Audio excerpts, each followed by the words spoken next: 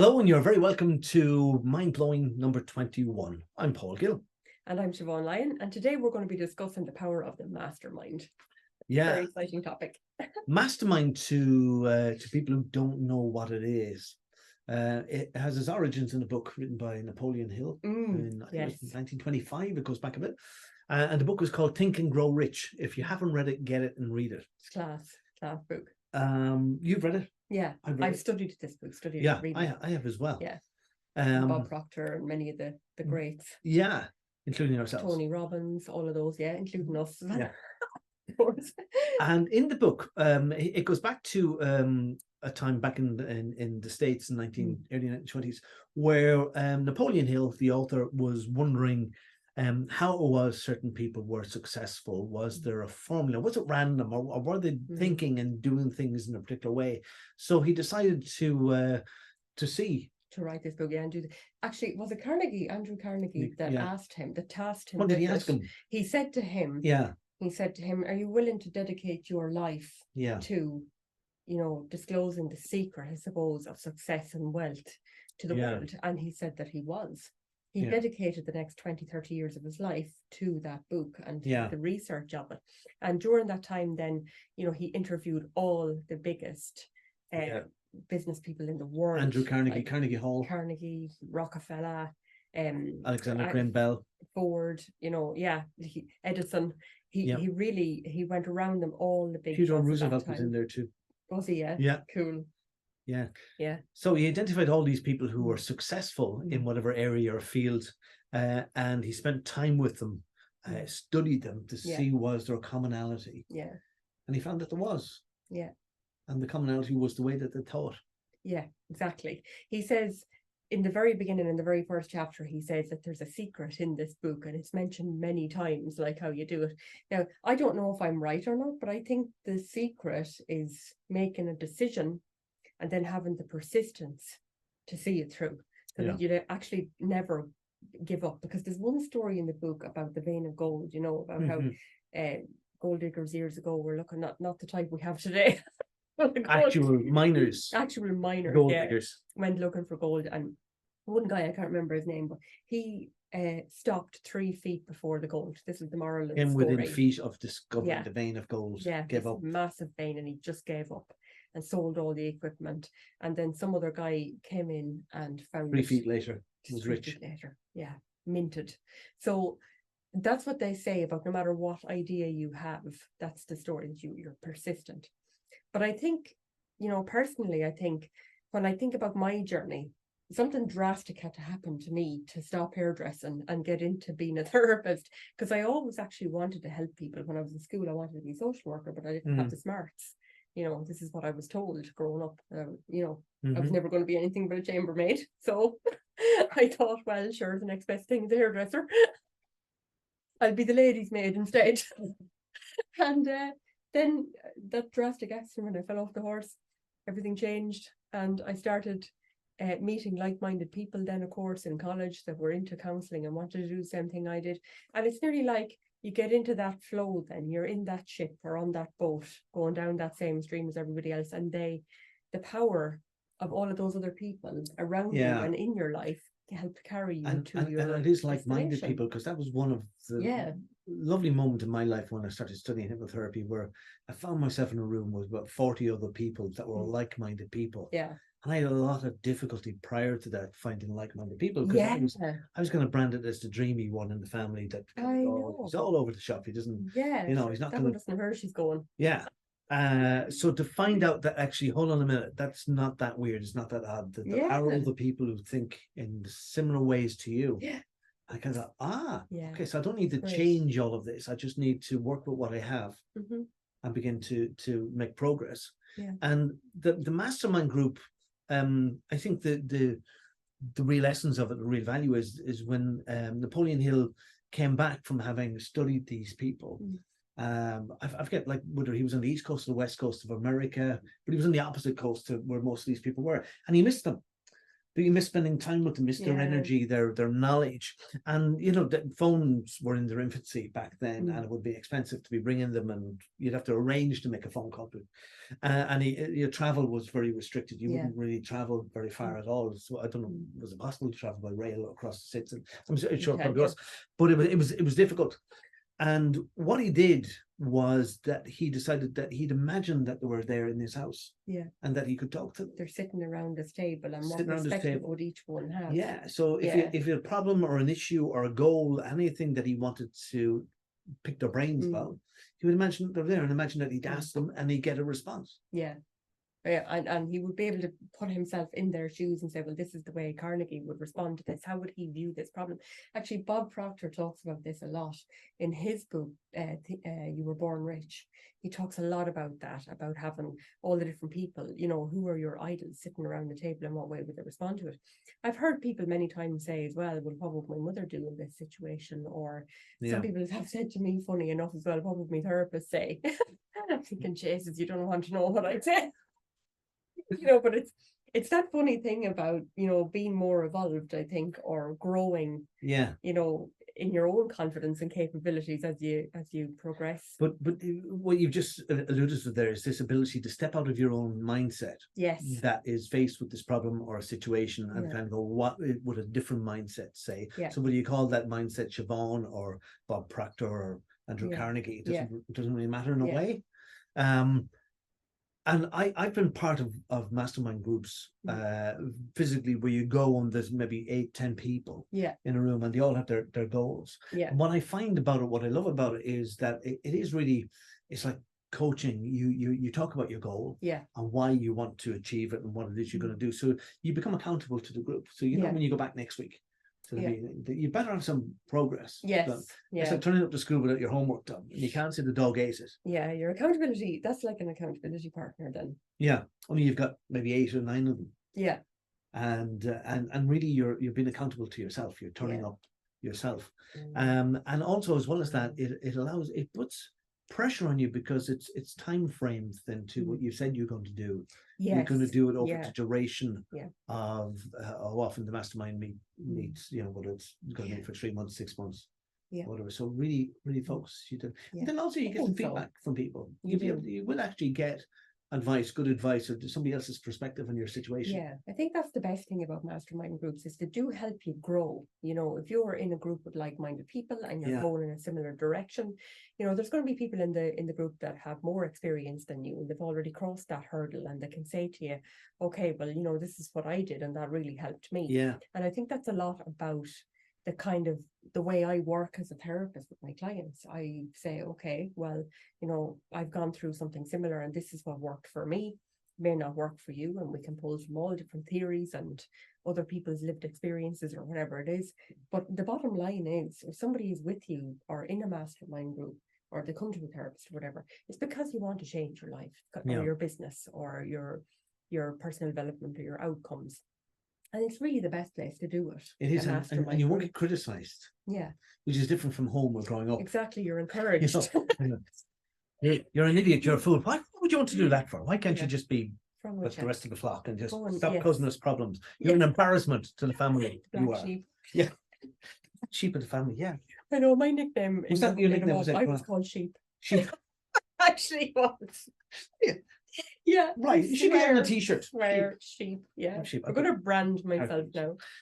Yeah, just put it over your target. Yeah, sheep. Sheep. But in NLP, which I touched on a previous podcast, neuro-linguistic programming. I love it. That was kind of it owes a lot to hypnosis, and it owes a lot to this book, Think and Grow Rich, because in NLP, two guys. What was the names again? Brandler and Grinder. They were students and they were sitting up one night smoking stuff. Sorry, I can't get the fact that Grinder is a gay app. Oh my head. Right. That's a different Grinder. A different Grinder. Okay. Just want to be clear. You do know we're gonna have to edit that bit out. No. Right. Don't edit it out. Right, okay. Back to my point. It's never. Just want to be clear. Sorry. They were sitting up. drinking, smoking stuff they shouldn't have been smoking, and debating the same question that Napoleon Hill had posed years and years earlier. Why are some people successful and why are others not? So they picked certain people and they decided we're going to follow these people and we're going to see what they're doing that makes them successful. So I like to brand them as the original stalkers. They follow these people around. If they went and ate in a particular restaurant, they go in and eat in that restaurant and eat the same as what they were eating. Really? If they were dressed a particular way, they would mimic the way they were dressed. Wow. I'm not even sure if they went so far as like if one was driving a Volkswagen, you go, I'd get a Volkswagen and drive it as well. And it was a bit over the top. But again, they discovered what Napoleon Hill had discovered, that there's a formula, there's a way of thinking that creates an expectation that what I'm going to do, my goal, what I'm going to set out to change, this is what's going to happen. Milton Erickson was a famous hypnotist at the time, hypnotherapist, and they studied him. Okay. Who's one of the people, and these two guys, that they become very successful, very rich. So this thing does work, this mastermind thing. Now, I've had mastermind groups in my head, just me and all different people in my head over the years. At one stage I had one of these charts on the wall, like a calendar year planner on the wall, with goals and targets made on how much I wanted to make, things I was going to do, and I had it in my bedroom, and I had it like so that I'd see it there at night and I'd see it first thing in the morning when I'm kind of you go in that subconscious hypnotic frame of mind, and I had different pictures of people all around it, people that I'd have on it. So I remember on that one I had J.K. Rowling, the Harry Potter. I really liked her story. I loved her story. I really liked her story. That's a great example of persistence. Like, even though she was knocked back so many times and loads of people told her that because she was a female writer she'd never be taken seriously. She'd no pedigree, no history. She had depression, she was a single mother, there was loads of things against her, but she persisted. She believed in her work. She was on Sylvester Stallone. Well, actually, not Sylvester Stallone, Rocky, the character Rocky. And in a way, it mimicked Sylvester Stallone's life. If you ever look at his life, he was down and out, destitute. He was so hungry and poor at one stage that he had to sell his dog. He went from that to like Proposition and Pamela Anderson.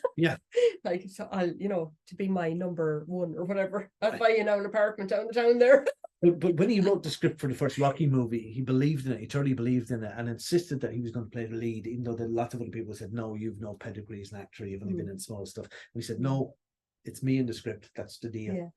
And they said, we'll give you whatever, which would have been big money for the script. And he said, no, I want to be in this. So they insisted, and it all took off from there. Oh, Matt Damon did that too, actually. Did he? Yeah.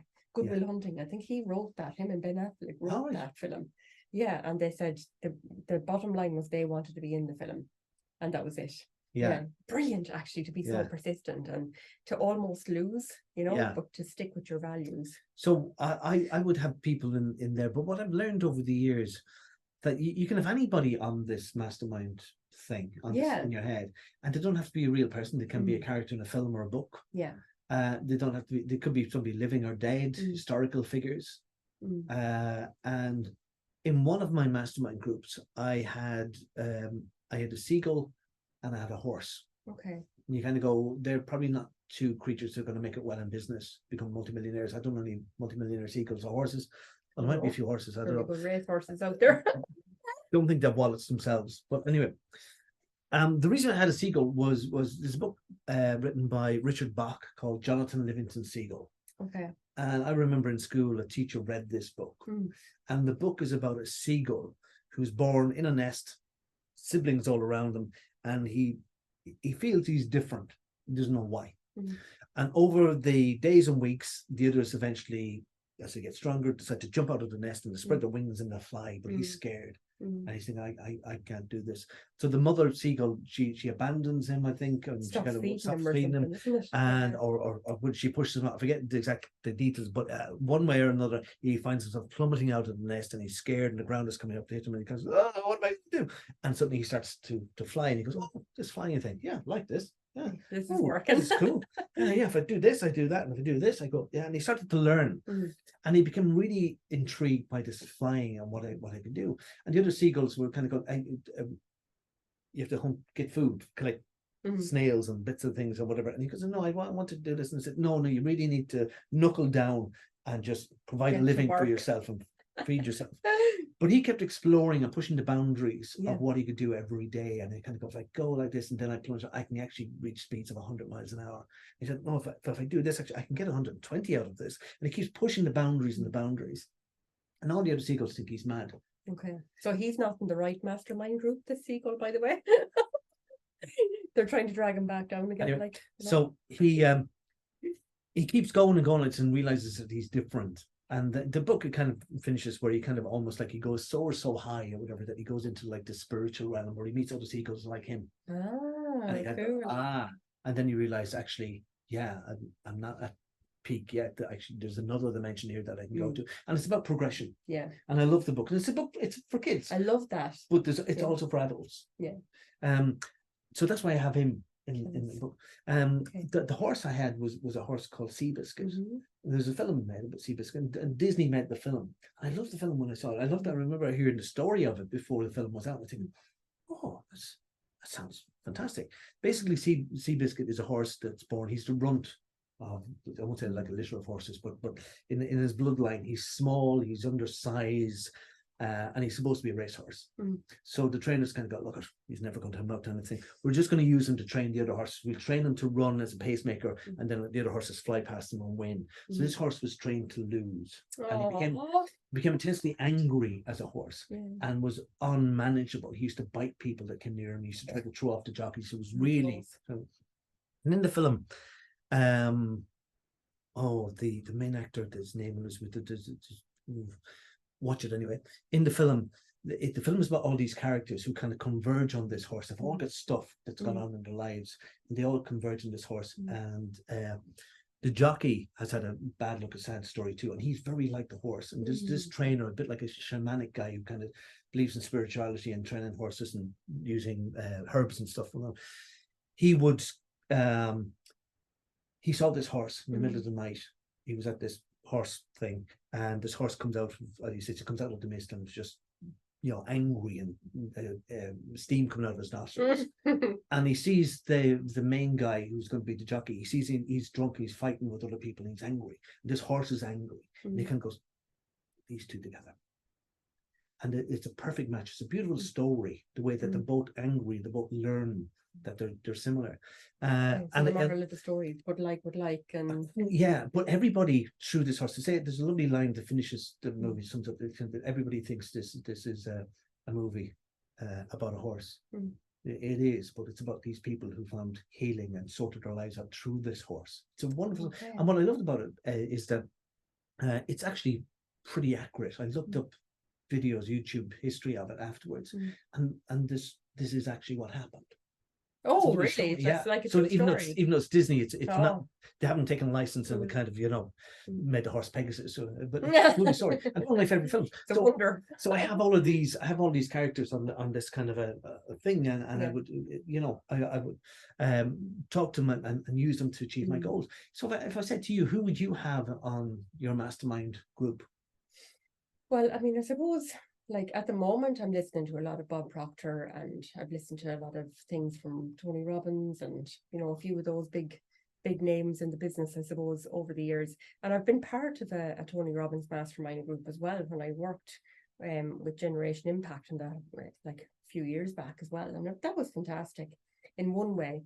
But I mean, I think my mastermind group, I think, like, I've been part of BNI as well, which is the business network and group as well, and that was here in Athlone for a while. It's not there anymore now, but I mean, I think similar mastermind groups. There's a few similar ones like that where you're meeting other people in business and have similar goals. So I think for me now, I want really to be in a mastermind group with somebody who's progressing and going further, or who has already been there, because for me, I think my growth is the most important thing. Like, I see as well women, I'm fascinated by these women's groups. I see groups of women meeting that are like teachers or nurses, and they have a certain way of behaving and going on and getting along together, but they have that understanding of how they are in their career, in their family, their what their life is like, and that will be kind of different, I suppose, for us, because we deal with a variety of different things every day, and you know, a lot of our thing is continuous growth. But I do think that people become identified as well with their career. Like a nurse should be this way, or a teacher should be that way, or a therapist should be this way or that way or the other. Like I know we were trained in college to be suppressed, to suppress our emotions and not show anything. Like, and I know in the first 1 or 2 podcasts we did, we kind of talked a little bit about that as well. But for me, I think it's people who are going to open me, you know, and open my mind and show me progression and help me move forward, and not suppress my mind or my goals or whatever, you know. Yeah. What about you? Well, I've had lots of people come and go on my Mastermind Group. I had Donald Trump at one stage. This is before he had aspirations in politics, because you've seen as a successful person in business. I had Conor McGregor on at one stage. Oh yeah, I liked Conor McGregor's story. I didn't like some of the stuff then later on. Whatever. So this is why I think I prefer fictional people. Yeah. Because sometimes you don't get let down by fictional people. It depends on the purpose. Like Conor McGregor was coached actually by Tony Robbins. He paid millions to bring him over and get his coaching done with him. And, you know, he's been a massive success. I mean, but I think you talk about NLP a good bit too. And I think that has the ability to change somebody's mind about how they think. Yeah. I know that definitely worked for me years ago. Yeah. Yeah. Yeah. I was speaking to a guy who worked with Conor McGregor when he was about to fight for the world title, did NLP with him, coaching. And he said to me that Conor McGregor has envisaged exactly what was going to happen, that the guy was going to come out and he was going to lunge at him, and Conor McGregor was going to take a slight step and whack him, and the fight was going to be over. And that's exactly what happened in 13 seconds. Wow. So he had mentally rehearsed that in his head. So over and over again. No surprise when it actually happened. It would be a big surprise if it didn't happen, though. You never Let's know if that has ever happened to you. Happens to me all the time. I envisage my day going a certain way. And then, like, the complete opposite happens. I've had a lot of things in my life, I would say, that I thought were definitely going to happen. And the next thing, then the rug is pulled out from under you, or something completely different happens. It's like a surprise. Yeah, but would you give up on that first thing then? Are you like the person, the vein of gold is just there and you kind of go, oh. Yeah. See, it's hard to know, because there's contradictory things there. You kind of go, why would you waste your time digging a hole? Like, I didn't give up on my career as a therapist.